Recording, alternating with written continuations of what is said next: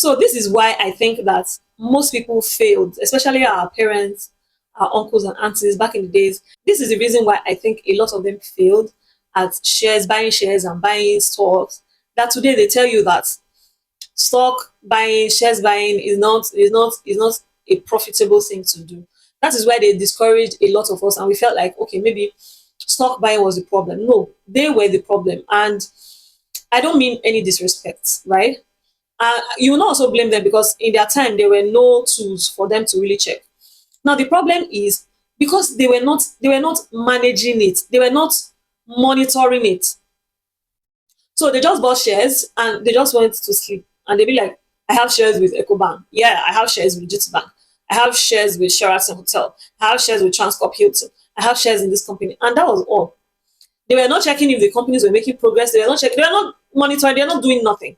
And I cannot also blame them because they were not also having a lot of tools back in the day to check. Unlike now that we have Google, we have AI, we have DeepSeek, we have all manner of tools that we can use to monitor, right?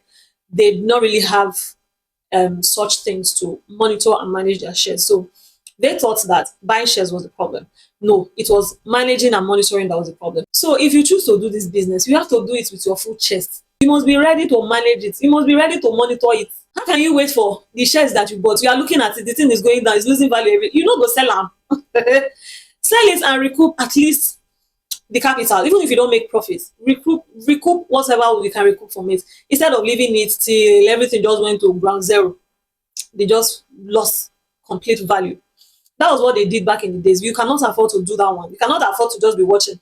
If you are not ready to monitor it, please, you need to think of something else to do. People have come to share with me how much they've lost in buying shares, and I just be like, really? I feel so sorry for them, but it's something that in a way we can avoid it. If you are checking that something that you bought is going down every day in value, is losing value every day, sell it off.